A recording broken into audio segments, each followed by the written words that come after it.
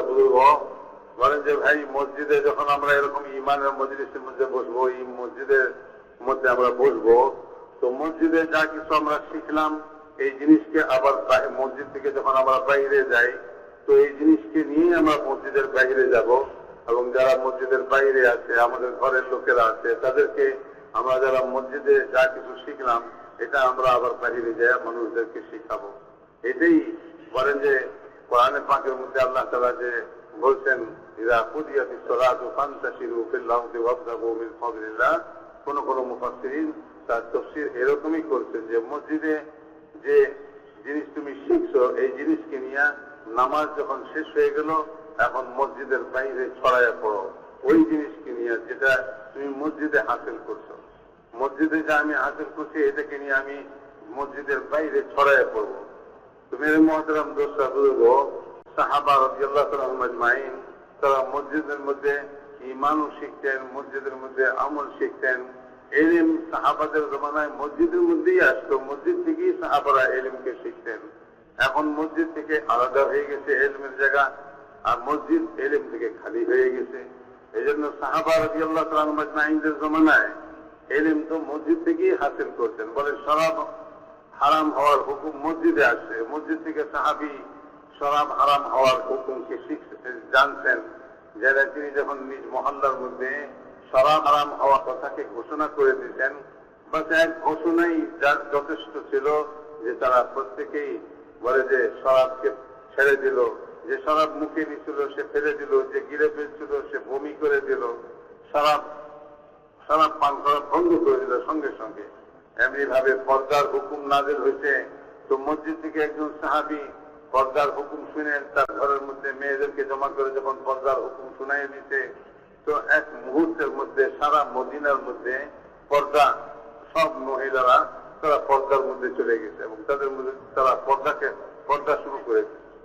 এমনি ভাবে মেরে মুহতারাম দোস্তা বুজুর্গ, সাহাবা রাদিয়াল্লাহু তাআলা আজমাইন তারা পর্দার হুকুম, তারা ইলমকে মসজিদ থেকে নিতেন।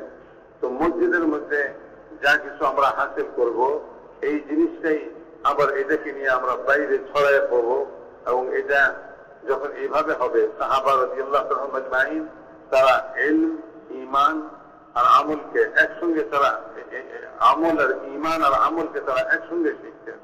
এই জন্য সাহাবা রাদিয়াল্লাহু তাআলা আজমাইন এরকম বলতেন যে আমরা ঈমান শিখছি, তারপরে কোরআন শিখছি। এটার অর্থ হলো এই যে যখন ঈমানের জন্য মেহনত করছেন তারা, তা ঈমান তারা হাসিল করছেন, তো ঈমানের থাকা যায় যখনই কোরআন নাযিল হচ্ছে, কোরআন যে কোনো হুকুম নিয়ে আসতেছে, ওই হুকুমের উপরে সঙ্গে সঙ্গে আমল হইতে শুরু হয়ে গেছে। সেই জন্য যখন ঈমান ভিতরে পয়দা হবে, তো আমলও জিন্দা হইতে থাকবে, আমলও আসতে থাকবে। যদি মেরে মুহতারাম দোস্তা বুজুর্গ বলেন যে ভাই পুরা উম্মতকে আমরা এই মেহনতের দ্বারা মসজিদ মুখী করতে চাইতেছি, মসজিদের মধ্যে জুড়তে চাইতেছি। এই জন্যই দাওয়াতের মেহনতের দ্বারা মসজিদের বাইরে লোকদেরকে মসজিদের মধ্যে আনা, মসজিদে ঈমানের মজলিসের মধ্যে বসানো, তালিমের হালকাতে বসানো, বলে যে সব জিনিস এই জন্যই বলা হইতেছে যে মসজিদের সঙ্গে আমাদের তাল্লুক পয়দা হয়ে যায় এবং মসজিদের মধ্যে বসার আমাদের অভ্যাস হয়ে যায়। কারণ হাদিসের মধ্যে আসছে যে যখন কেউ মসজিদের মধ্যে বসে তো ফেরেশতা তার জন্য দোয়া করতে থাকে। এরকম ভাবে বিভিন্ন রকম মসজিদের বসার ফাজাইল এবং ফজিলত হাদিসে পাকের মধ্যে আসছে। সেই জন্য মেরে মুহতারাম দোস্ত, আমরা চাইতেছি যে পুরা উম্মত আজ মসজিদের সঙ্গে তাদের সম্পর্ক হয়ে যায়, মসজিদের মধ্যে তারা একত্র হয়ে যায়, মসজিদে বসার অভ্যাস হয়ে যায়। আজ বাজারে বাইরে সময় কাটানোর অভ্যাস আমাদের হয়ে গেছে, মসজিদের মধ্যে বসা এবং মসজিদে সময় কাটানোর অভ্যাসই আমাদের খতম হয়ে গেছে। এই মেহনতের দ্বারা উদ্দেশ্য হলো যে আমাদের মসজিদে বসার অভ্যাস হয়ে যায়। আমরা তো আজকাল শুধুমাত্র নামাজ পড়ার জন্য একজন মুসলমান মসজিদে আসে, তো মনে করি আমরা যে মসজিদ তো শুধু নামাজ পড়ার জন্যই যাইতে হবে, আর কি কাজ আছে মসজিদে। মেরে মুহতারাম দোস্ত বলে পারেন যে দুনিয়া আখিরাতের সমস্ত সমস্যার সমাধানগুলা মসজিদ থেকেই হবে। দুনিয়ার কোনো সমস্যা বলে যে এটার সমাধানও মসজিদেই হবে, মসজিদ থেকেই হবে। সাহাবা রাদিয়াল্লাহু তাআলা আজমাইন দুনিয়া আখিরাতের সমস্ত সমস্যাগুলি মসজিদ থেকেই সমাধান করতেন। এবং মসজিদেই নিয়ে আসতেন তারা। বলেন যে হুজুর আকরাম সাল্লাল্লাহু আলাইহি ওয়াসাল্লাম জুমার দিন খুতবা দিতেছিলেন, তো একজন গ্রামের লোক সে আসলো, এসে দাঁড়ায় বললো, ইয়া রাসূলুল্লাহ, অনাবৃষ্টির কারণে সব ধ্বংস হয়ে যেতেছে, বৃষ্টি না হওয়ার কারণে সব খতম হয়ে যেতেছে, জানমাল খতম হয়ে যেতেছে, আর মানুষের অবস্থাও দুর্ভিক্ষের মতো অবস্থা, মানুষ বৃষ্টি না হলে যা হয়ে থাকে। তো মেরে মুহতারাম দোস্ত, হুজুর আকরাম সাল্লাল্লাহু আলাইহি ওয়াসাল্লাম ও খুতবারত অবস্থায় হাত উঠে দোয়া করলেন বৃষ্টির জন্য। তো বলেন যে বৃষ্টি শুরু হয়ে গেল। সাহাবা রাদিয়াল্লাহু তাআলা আজমাইন বলেন যে আমরা ঘরে ফিরতেছিলাম, বৃষ্টিতে ভিজে ভিজে আমরা ঘরে ফিরতেছিলাম। এক সপ্তাহ পর্যন্ত অনবরত বৃষ্টি হইতে থাকলো। দ্বিতীয় সপ্তাহে আবার ওই লোকটা দাঁড়ায় গেল, দাঁড়ায় বললো, ইয়া রাসূলুল্লাহ, বৃষ্টি বন্ধ হওয়ার জন্য দোয়া করেন, রাস্তাঘাট সব ডুবে গেল, আর এরকম ভাবে যে জায়গা জমিন ইত্যাদি সব কিছু ডুবে গেল। তো আল্লাহ তাআলার কাছে বৃষ্টি বন্ধ হওয়ার জন্য দোয়া করেন। অতি বৃষ্টির কারণে পানি যে ভরপুর হয়ে যাওয়ার কারণে এখন সব হালাক হইতেছে, ধ্বংস হইতেছে। রাসূলুল্লাহ সাল্লাল্লাহু আলাইহি ওয়াসাল্লাম ওই খুতবারত অবস্থায় আবার দোয়া করলেন বৃষ্টি বন্ধ হওয়ার জন্য।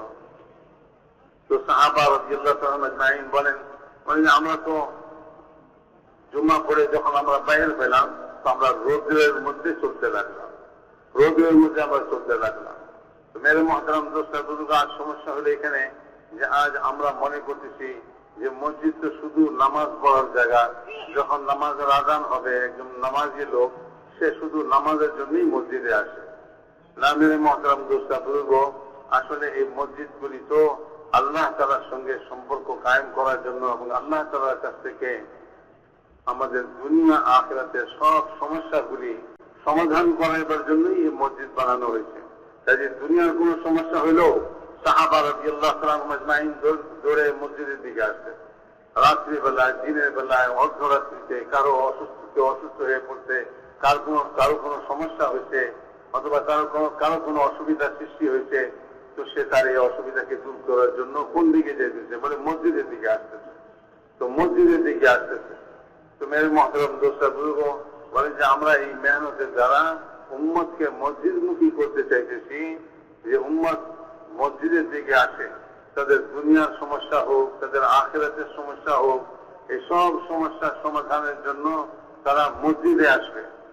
মেরে মুহতারাম দোস্ত বুজুর্গ, আজ যখন মানুষ তাদের সমস্যার সমাধানগুলিকে, দুনিয়ার সমস্যার সমাধানের জন্য মসজিদকে সে মনে করতেছে না যে মসজিদে আমার দুনিয়ার কোন সমস্যার সমাধান হইতে পারে, তো সে আজ বাইরে, মসজিদের বাইরে সে তার সমস্যার সমাধান তালাশ করতেছে। ইহা তো কেউ বলেন যে মানুষ ভোগ হরতাল করতেছে, তো ভোগ হরতাল করতেছে, অথবা কোন উচ্চপদস্থ কোন মন্ত্রী, মিনিস্টার, অথবা দুনিয়ার কোন উচ্চপদস্থ লোক, ক্ষমতাশালী লোক তার দুয়ারে ধর্ণা দিতেছে, সেখানে ভোগ হরতাল করতেছে।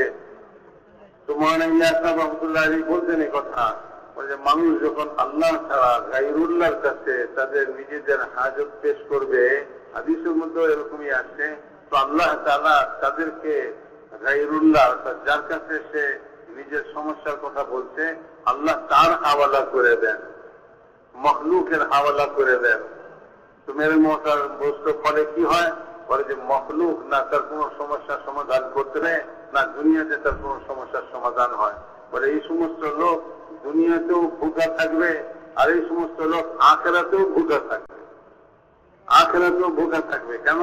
এই জন্য যে সে তার সমস্যাগুলি আল্লাহর কাছ থেকে লওয়ার জন্য সে মসজিদে আসতেছে না, মসজিদের বাইরে গায়রুল্লাহ, আল্লাহ ছাড়া মখলুক, বলে যে তাদের কাছে সে তার সমস্যাকে নিয়ে যাইতেছে, সেখান থেকে সে তার সমস্যার সমাধান ইয়াকিন করতেছে।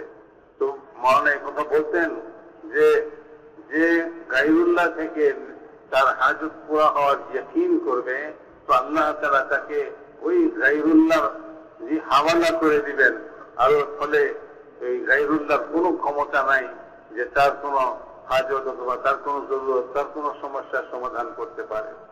এই জন্য মেরে মুহতারাম দোস্ত বুজুর্গ বলেন যে সাহাবা রাদিয়াল্লাহু তাআলা আজমাইন তাদের দুনিয়ার সমস্যা হোক, তাদের আখিরাতের সমস্যা হোক, সমস্ত সমস্যার জন্য তারা মসজিদের দিকে দৌড়ে আসতেন, এবং মসজিদে যে আমল হইতো সে আমলের পরিবেশের মধ্যে তারা সময় কাটাইতেন এবং এখান থেকে তারা তাদের সমস্যার সমাধান করতেন। ইহা থেকে রাসূলুল্লাহ সাল্লাল্লাহু আলাইহি ওয়াসাল্লাম যারা নতুন মুসলমান হওয়ার জন্য আসতো অথবা নতুন মুসলমান হয়েছে বলে যে তাদেরকে মসজিদের মধ্যে রাখতেন এবং এই কথা বলতেন, আমি তাদেরকে মসজিদে এই জন্য রাখছি যাতে মসজিদের এই আমালের দ্বারা তাদের দিল ইসলামের দিকে ঝুঁকে পড়ে এবং ইসলামের জন্য তাদের দিল নরম হয়ে যায়।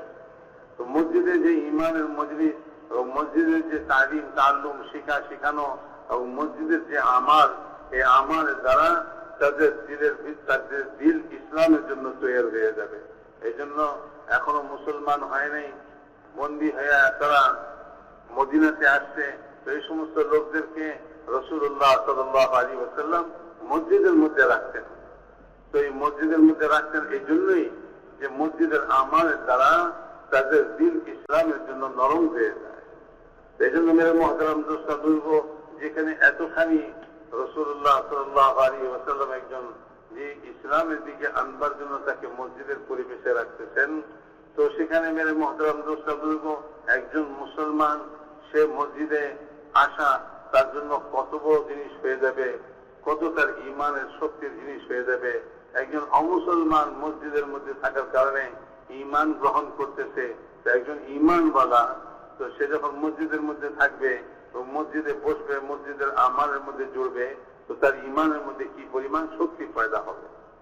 এই জন্য মেরে মুহতারাম দোস্ত আমাদের এই মেহনতের দ্বারা উদ্দেশ্য যে মসজিদ মুখী পুরা উম্মতকে মসজিদ মুখী করা এবং মসজিদে তাদের বসার অভ্যাস বানানো, মসজিদের আমালকে জিন্দা করা।